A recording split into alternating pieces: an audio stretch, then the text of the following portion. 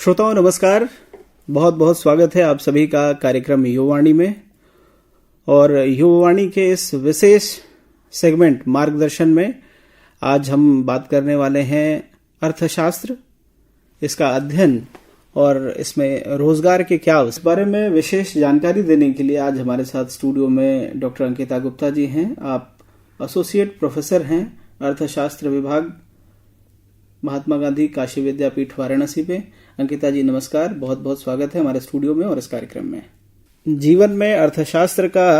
अगर हम देखें तो बहुत महत्व है। जी बिल्कुल।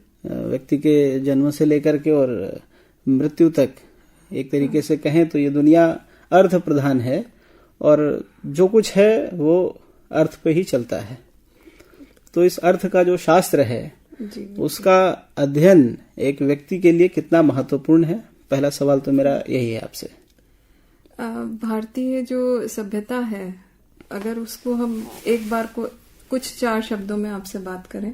तो धर्म, अर्थ, काम और मोक्ष, इन 4 स्तंभों पर हमारी जो सभ्यता की नींव थी वो इस पर थी। और क्योंकि अर्थ, उसमें अर्थशास्त्र वहीं से है, तो अर्थशास्त्र विषय जो है मूल रूप से ये समाज में रहने वाले जो लोग होते हैं उनके विभिन्न चयन, और वो भी उन सीमित साधनों में जो हमारे पास हैं, इस पर केंद्रित है। इसमें चाहे आप उसको सामान्य रहन सहन का स्तर समझ लीजिए, चाहे हमारे सामने आने वाले विभिन्न शिक्षा के, रोजगार के अवसर समझ लीजिए, या विकास की ऊंचाइयां, बुलंदियां छूने के लिए अर्थव्यवस्था के सामने उपस्थित अवसर जो होते हैं उनको समझ सकते हैं आप। देखिए, शिक्षा के महत्व की अगर हम चर्चा करें तो शिक्षा का जो महत्व है एक व्यक्ति के जीवन में, या उसका जो उद्देश्य है कि मनुष्य को एक सामाजिक प्राणी कहा गया है और एक अच्छे समाज का, एक अच्छी सोसाइटी का निर्माण हो,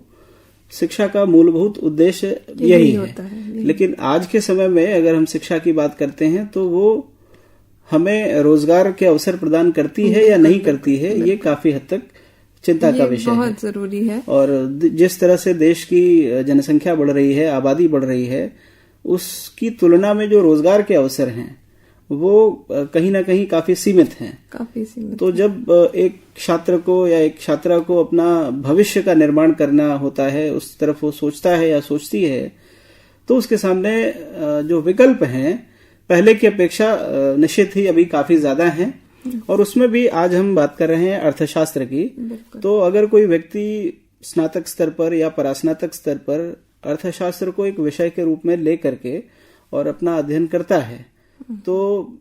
पहली चीज तो उसके अंदर क्या क्या ऐसे गुण होने चाहिए, क्योंकि आमतौर पर जो भारतीय मानसिकता है कि यहाँ पर कई बार तो बच्चे माता पिता के दबाव में विषयों का चुनाव करते हैं और फिर वो उसी ट्रैक पर आगे बढ़ते जाते हैं। तो विशेष करके जब हम अर्थशास्त्र की बात करते हैं तो उसका अध्ययन किसको करना चाहिए, उसके अंदर क्या गुण होने चाहिए, इस बारे में एक प्रोफेसर के तौर पर आपकी क्या राय है? अर्थशास्त्र विषय जो है ये काफी एक डायनामिक सब्जेक्ट है और बीती 2 शताब्दियों से, मतलब अगर आप मुझसे कहें कि एक संक्षिप्त परिभाषा मैं इसकी दे दूं आपको, तो वो दे पाना संभव नहीं है, क्योंकि ये धन संबंधित भी है, कल्याण संबंधित भी है, स्केर्सिटी और चॉइस से भी संबंधित है, और बिहेवियरल इकोनॉमिक्स भी अब हमारी इस विधा में बड़ी जगह ले रहा है जिस तरह से। तो एक डेफिनेशन में इसको बांध पाना संभव नहीं है, लेकिन इतना मैं आपसे जरूर कहूंगी कि ये विषय जितना रोचक विषय है, इसके साथ ही इसकी चुनौतियां भी कई सारी हैं। जो भी छात्र अर्थशास्त्र विषय को पढ़ना चाहते हैं या पढ़ने के इच्छुक हैं, अगर वो थोड़ा सा मैथमेटिक्स और स्टैटिस्टिक्स का ज्ञान उनके पास है, या जो बेसिक नॉलेज, जो बेसिक प्रोफिशिएंसी कही जाती है वो है, तो ये विषय उन्हें उन बुलंदियों तक ले जा सकता है जो कि हम ज्यादातर समझते हैं कि सिर्फ इंजीनियरिंग, मेडिकल या साइंस के क्षेत्रों तक ही सीमित है। अर्थशास्त्र विषय शायद सोशल साइंसेस का एक ही मात्र विषय है जिसमें नोबेल प्राइज दिया जाता है, और यही कारण है, मतलब क्यों नोबेल प्राइज देने का, कि ये एक परिष्कृत विज्ञान है। हम जो बात आपसे कहेंगे या जो थ्योरी या जो सिद्धांत या परिकल्पना आपको बता रहे हैं, उसको सिद्ध करने की भी हमारे पास क्षमता है, वो प्रूफ भी हमारे पास उपलब्ध है। तो इसीलिए अन्य समाज विज्ञान के विषयों की अपेक्षा अर्थशास्त्र एक ऐसा विषय है, और मैं तो ये कहूंगी कि जो डायनामिज्म इस विषय में है कि आप एनालिटिकल टेक्निक्स का यूज करके, कंप्यूटर का यूज करके अपने आप को जितना ज्यादा स्किलफुल बना सकते हैं, उतना ज्यादा ये विषय आपको उसके रेम्यूनरेशन दिलवाने में सक्षम है। दूसरी बात ये कि अंडर ग्रेजुएट ज्यादातर लोगों की ये सोच होती है कि सिर्फ यूजी कोर्स कर लेने से कोई बड़ी नौकरी नहीं मिलती है, लेकिन इकोनॉमिक्स की विधा या अर्थशास्त्र विधा में आपने कोई ऑनर्स किया है या आपने एक proper training with mathematics statistics अगर ली है, तो निश्चित रूप से ये विषय आपको बीए के बाद ही एक रिस्पेक्टेबल सैलरी के साथ स्टार्टिंग जॉब और स्टार्टिंग करियर देता है, जो कि डेटा एनालिस्ट का हो सकता है, प्रोडक्ट एनालिस्ट का हो सकता है, रिसर्च से भी संबंधित हो सकता है।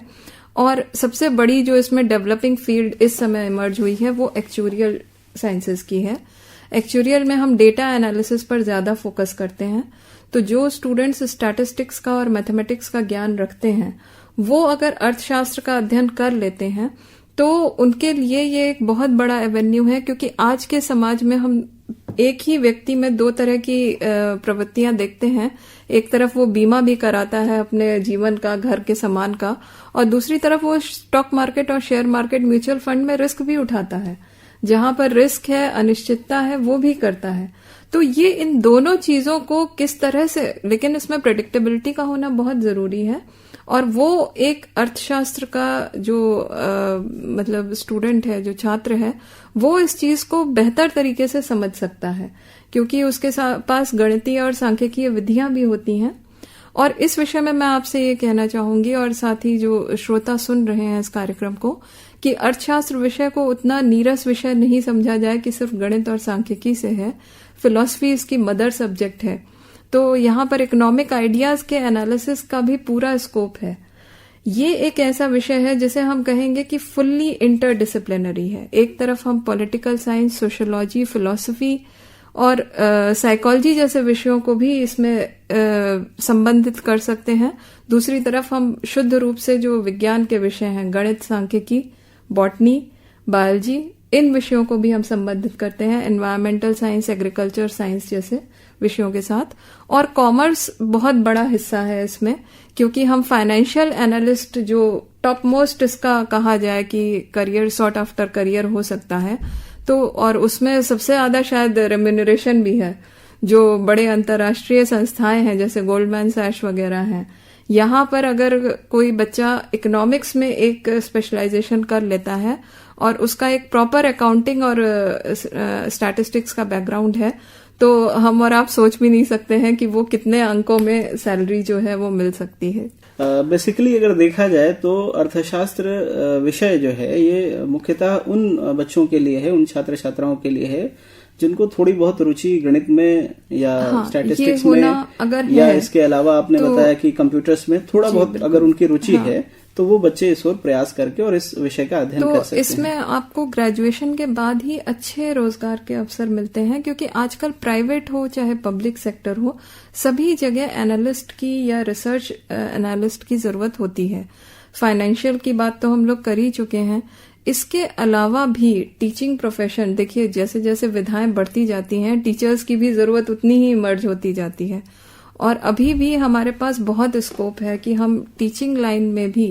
स्पेशलिस्ट टीचर्स को ढूंढते हैं। कॉलेजेस वगैरह में स्थिति हमारी ये नहीं रहती है कि 2 ही या 3 टीचर्स हमें मिल पाते हैं विषय को पढ़ाने के लिए। हाँ, क्योंकि विषय भी लगातार परिवर्तित हो रहा है। विषय में लगातार डायनामिज्म आता जाता है, नई चीजें जुड़ती जाती हैं। एक बात मैं और श्रोताओं से कहूंगी कि ये एक ऐसा विषय नहीं है जिसे आपने 1 साल पढ़ लिया तो आप 4 साल तक उसे चला लेंगे या 5 साल तक। यहाँ पे हर 2 महीने में बदलाव आता है, इन्फ्लेशन रेट अप डाउन होता है, और अर्थशास्त्रियों की जरूरत सबसे ज्यादा मंदी के समय पड़ती है, क्योंकि उसी समय एनालिस्ट की जरूरत यहाँ पर देखी जाती है। इसके अलावा प्राइवेट फर्म्स बहुत ज्यादा एम्प्लॉय करती हैं बैंकिंग क्षेत्र में, वित्तीय संस्थाओं में, बीमा संस्थाओं में। इन सभी संस्थाओं में ग्रेजुएशन के बाद ही इकोनॉमिक एनालिस्ट की जरूरत है। लेकिन सबसे ज्यादा जरूरी चीज जो एक छात्र को ध्यान देनी है,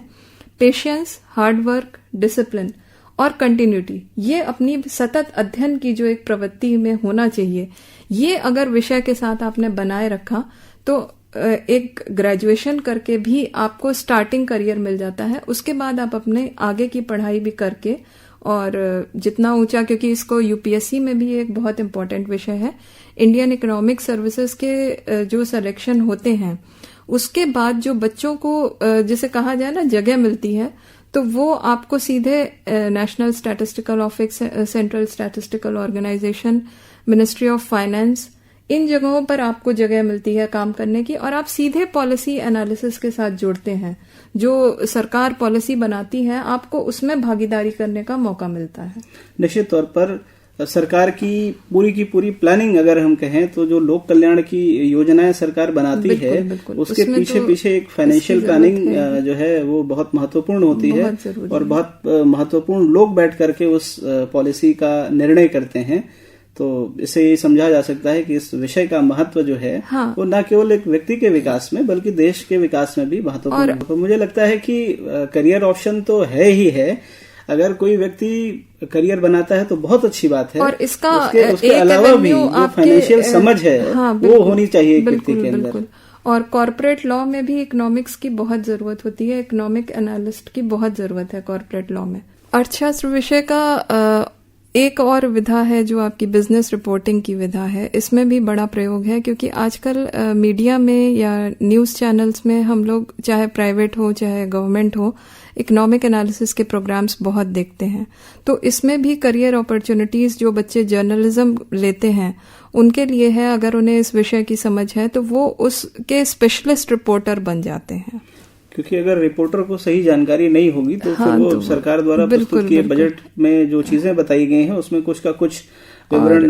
दर्शकों और श्रोताओं सबसे बड़ी बात है कि नीतियों का जो प्रचार होना चाहिए, उनको जो समझाने का तरीका होना चाहिए, वो आपके इन संप्रेषण साधनों से ही, जैसे आकाशवाणी है आपकी और टीवी है, यही माध्यम है। निश्चित तौर पर तो एक रिपोर्टर के लिए भी एक अच्छा अवसर है, अगर उसे अर्थशास्त्र विषय की जानकारी है तो इस विधा में अपना करियर बनाने तो ये समझ लीजिए कि कोई भी ऐसा अर्थव्यवस्था का क्षेत्र नहीं है जो शायद अर्थशास्त्र से अछूता रह जाए। निश्चित तौर पर, और अर्थशास्त्र एक ऐसा विषय है जिस पर बात करने के लिए जो हमारी समय सीमा है वो शायद पूरी न पड़े, तो हम आगे भी इस विषय पर और इसके जो दूसरे पहलू हैं उन पर चर्चा करते रहेंगे। अब चूंकि वक्त हो रहा है आज की इस चर्चा को विराम देने का, तो अंकिता जी, अभी हमारे जो श्रोता इस कार्यक्रम को सुन रहे हैं, इस मार्गदर्शन सेगमेंट को सुन रहे हैं, विशेष करके वो सारे युवा श्रोता जो अभी किसी कॉलेज में, किसी यूनिवर्सिटी में एज अ स्टूडेंट अपनी पढ़ाई कर रहे हैं, उनके लिए आपका क्या संदेश होगा? मैं ये कहना चाहती हूँ कि राष्ट्रीय शिक्षा नीति 2020 के लक्ष्यों के अनुरूप हमारे राज्य के सभी विश्वविद्यालयों में